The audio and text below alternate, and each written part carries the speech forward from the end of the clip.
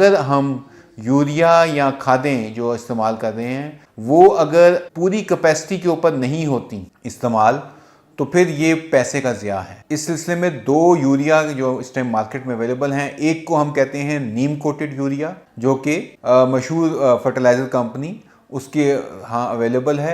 इसके साथ साथ एक और है जो कि हमारे यहाँ भी अवेलेबल है, किसान मददगार के प्लेटफॉर्म से आप ले सकते हैं, किसान दुकान से ले सकते हैं, और उसे कहते हैं हम सल्फ़र कोटेड यूरिया। सल्फ़र जो है वो आपकी ज़मीन की सलाहियत को बढ़ाता है।